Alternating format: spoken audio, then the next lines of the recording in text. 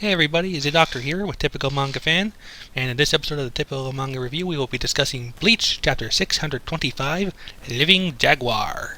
And we open with said Living Jaguar, Grimjoe, however the hell you pronounce his last name, Jaggerjax. Grimjaw. I was talking about Jaggerjax, or whatever. Oh, okay. Jagerjax, or how, I'm not even going to try. Yeah, Jagajax is supposedly what everyone else says. Yeah. But yeah, anyway, he comes in and says hello to Ichigo, and Ichigo's like, "Well, you're Grimjaw." Yep. Like, I haven't seen you forever. I actually remembered your name. I mean, he heard Grimjaw before on through audio, so it's like, you know, of course he's gonna come eventually. And then Grimjaw comes out, you know, after the title. Oh, by the way, we had a title page of Return of the Pantera. Yep. You know? But he comes out, and then they face one another, and then Grimjaw's like, "How many years has it been? You know, your scars healed up nicely." Of course it did. Of course, you're not looking none the worse for wear. Yeah. Do you think I actually died? Well, the voice actor. I know Johnny on Bosch, Ichigo's voice actor thought he died. Well, so that's what he A lot knows. of people thought he died. Well, they could have said he died, and nobody would have really questioned it. Yeah, but I thought Haribel died, but apparently she was alive. Like, what the hell?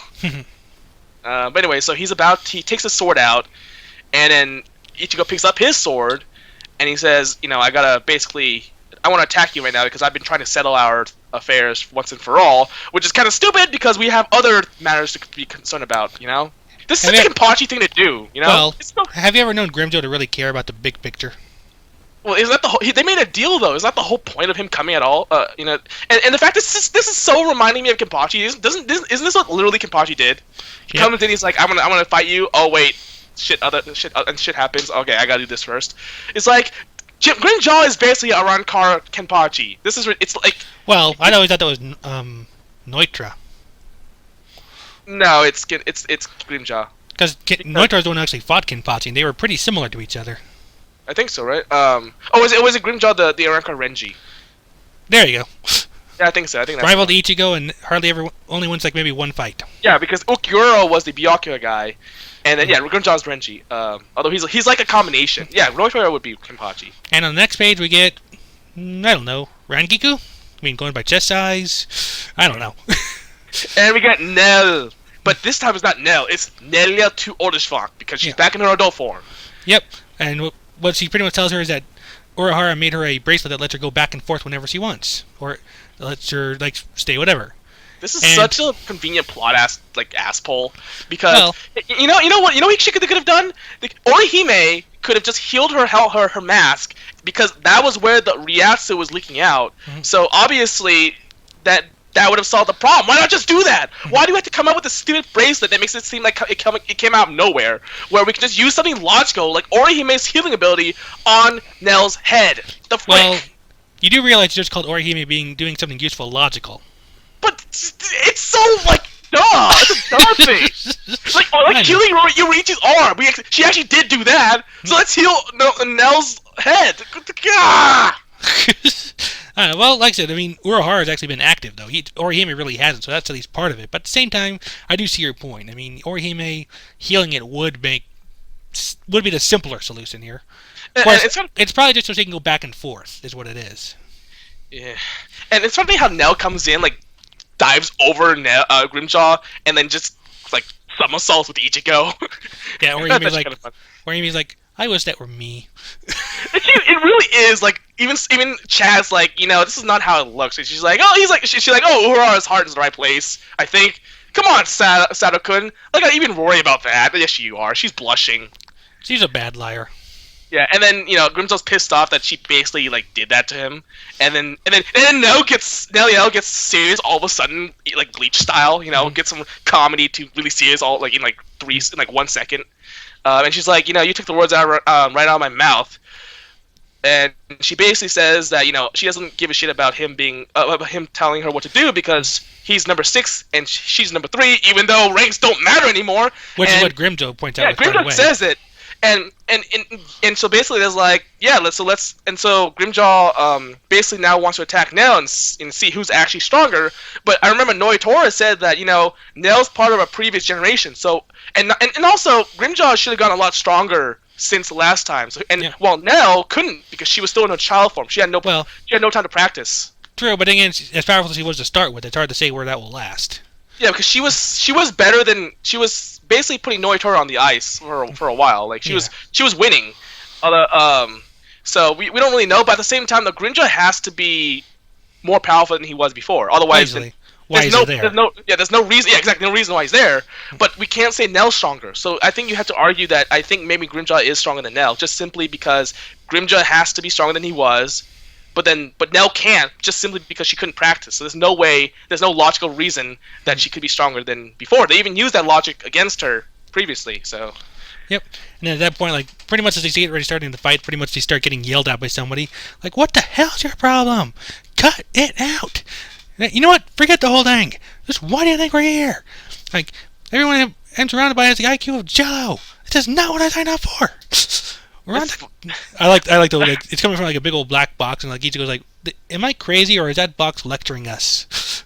Yeah, and I was like, holy shit, who is this? And I was expecting someone not who who actually was revealed to be, but it turns out to be Riruka, and I'm just like, literally my reaction was no, don't you dare bring the Fullbringers into this, damn it! Well, we already knew they were going to bring the Fullbringers into it. Wait, not these ones, not the ones that are actually alive. They're useless. Ginjo, Giriko, and Shukishima. I mean, Giriko was, he got killed in one hit, but like the other two, you could say, hey, they're training and they're probably strong. They were really strong before, and Shukishima's ability was really, really, really interesting. So we can say, hey, these guys might actually give Quincy's like a problem, and also they're part hollow. So there we go. Yep. But Riruka and as it turns out, Yukio. Why these guys? We're making. I'll be honest. It's been so long. I can't really remember which ones were which beyond the boot girl, who I thought actually had died. The guy got one-shotted by Kenpachi, and Mr. Bookmark Tsukishima. Yeah, but Shaki's not here because she lost her abilities, but Yukio and Riruka maintained their abilities. Everyone thought what did Yukio do? I forget. He's the video games guy. He went against. Yeah. Yeah, we forget. Who did he fight? Hitsugaya? He fought Hitsugaya. Hitsugaya like whatever. Mm-hmm.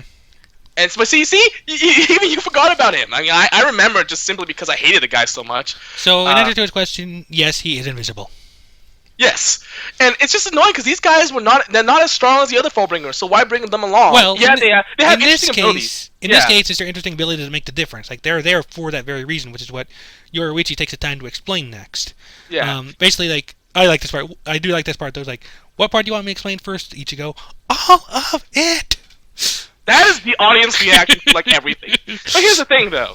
Like, okay, they're more of a support team, though. They're not going to be fighters. There's no way they're going to go head on against any of the Quincy. If they're going to do anything useful, it's going to be from behind the scenes. Like maybe do that whole separate them, like he did with in the Fullbringer arc, where he separates the fights so they can't bother one another. But I mean, other than that, it's like.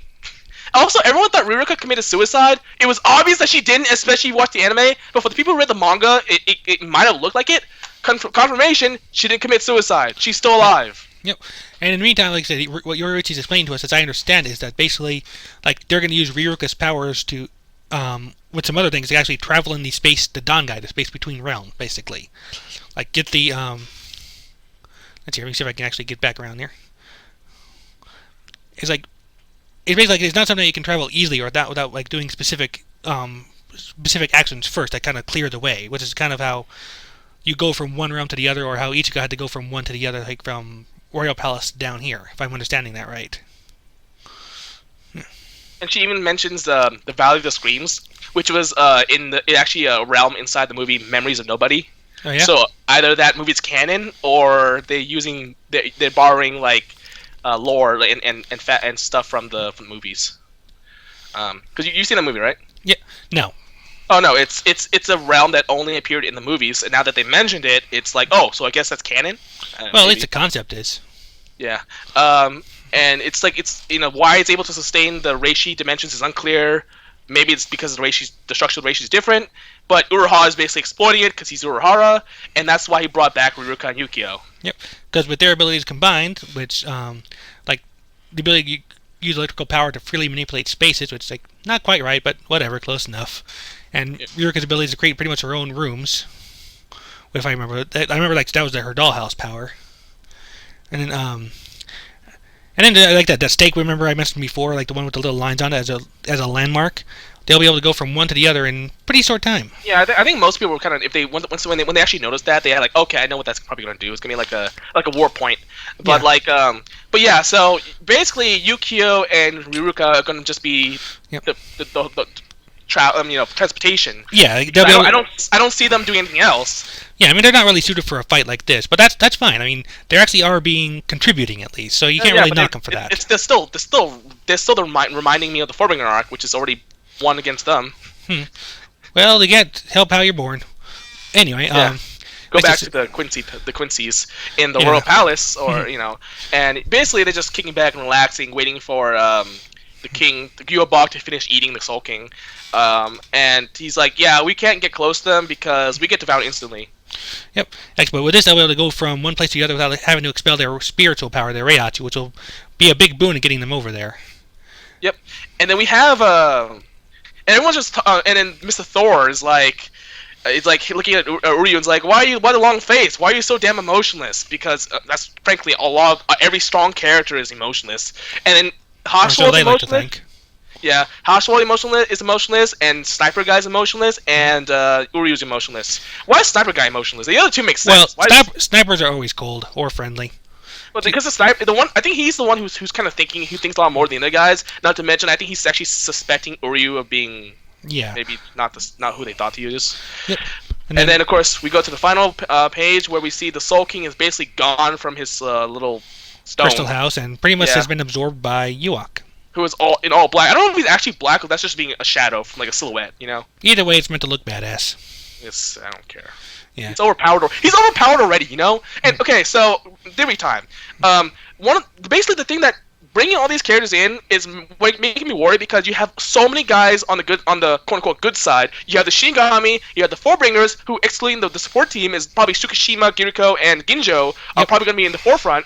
And then you have Ichigo's group, and then you have the Quincy's who defected. You have all those guys against like what, six people on the Quincy side.